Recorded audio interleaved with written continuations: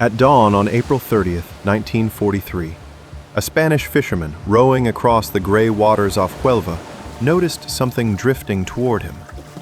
A shape, motionless, human. As he approached, a uniform came into view, British Royal Marines. And chained to the man's wrist was a black leather briefcase. Spanish authorities intervened immediately. Word spread, and within hours, German intelligence agents began quietly circling the morgue.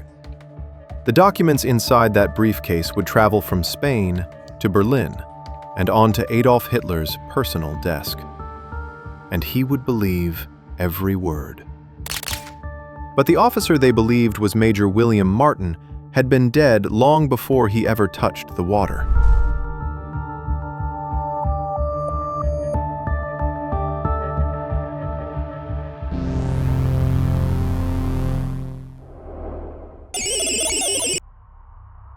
Weeks earlier in London, the situation was dire. The Allies planned to strike southern Europe through the Mediterranean. Everyone knew the logical target was Sicily, including Hitler. British commanders predicted catastrophic losses if Germany reinforced the island. They needed a distraction, something bold enough to shift entire divisions. Inside MI5's secret XX committee, two intelligence officers, Ewan Montague and Charles Chumley, were tasked with crafting that bodyguard of lies. Their idea bordered on madness. Create a fake officer, load him with fake documents, let his body wash ashore, and hope the Germans swallow the deception whole. Step 1 was the body. But this posed a medical paradox. How do you make a man who didn't drown look like someone who did? A genuine drowning victim has fluid in the lungs, waterlogged tissues, and microscopic signs of inhalation. A corpse placed in water after death lacks all of these. So MI5 pathologists crafted a workaround. They needed someone who died with fluid already present in the lungs, a condition often seen in those who consumed a toxic substance before death. The man they selected was never identified publicly at the time. Official files only describe him as a male who died recently with pulmonary fluid consistent with drowning.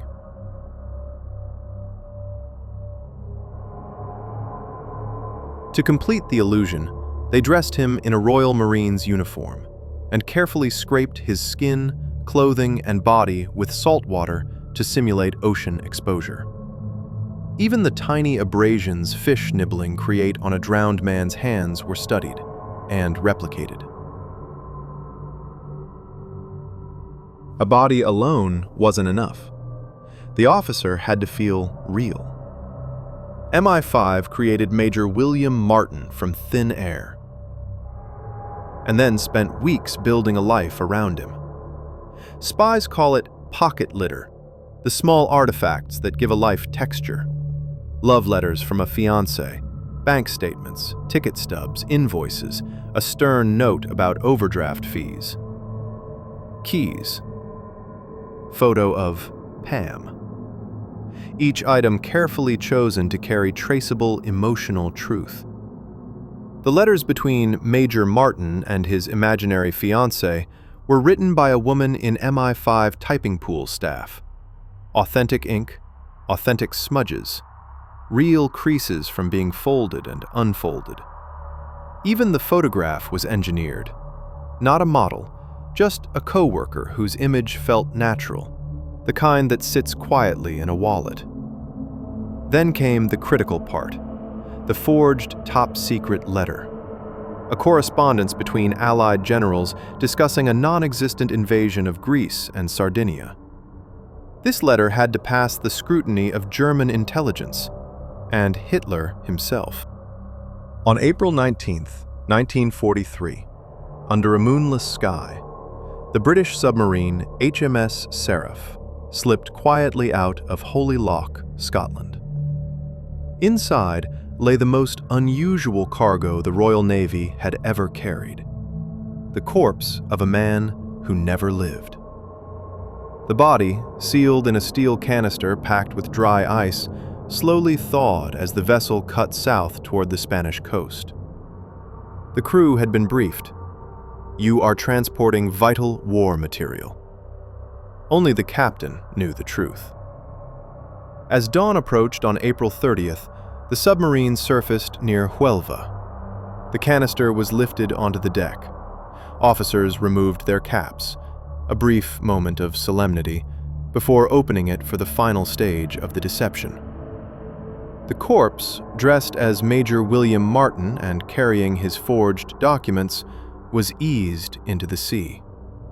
Weighted boots ensured he would sink briefly, then rise naturally with the tide. The crew of Seraph sailed away silently. Their part was over. The next step required a different kind of weapon: curiosity.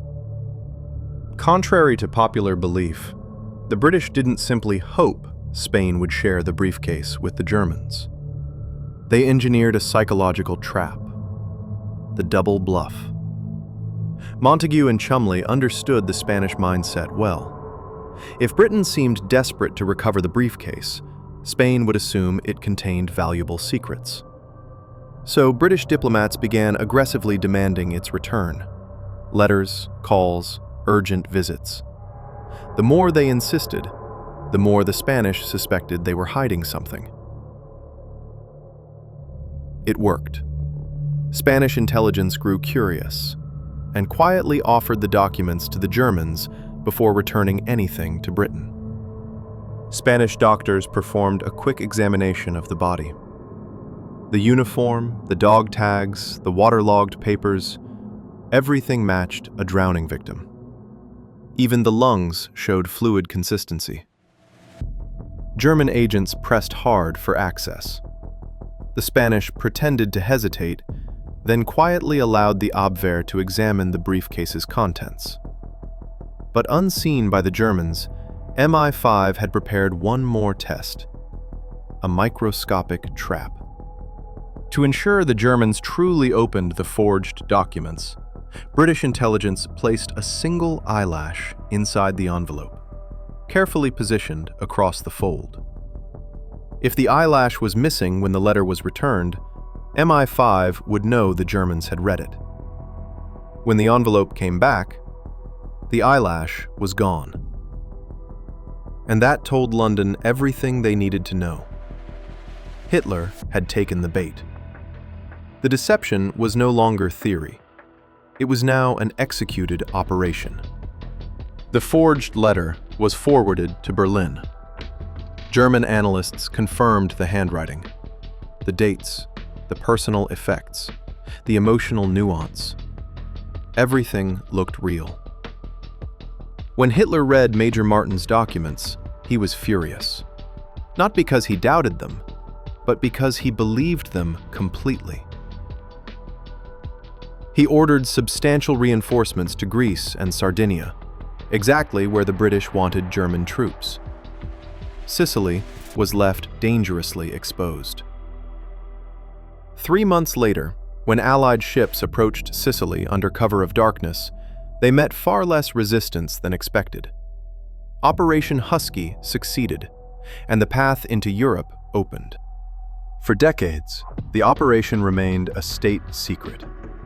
A deception so effective that even after losing Sicily, German intelligence continued to believe the forged documents were real. MI5 destroyed many records after the war, but not all. Slowly, the truth emerged. Major William Martin had never lived, and yet, he'd changed the course of World War II. The man whose body carried the forged letters was not a soldier. He had no medals, no military training. He had died alone in Britain after consuming a toxic substance, a tragedy with no headlines. But in death, he served a purpose larger than any he could have imagined. He misled Hitler. He saved lives. He shaped history. Today, his grave in Spain bears a simple second line, added decades later after the story became public. He served as Major William Martin. History is shaped not only by the spies who act in the shadows, but sometimes by the dead who are asked to play a part.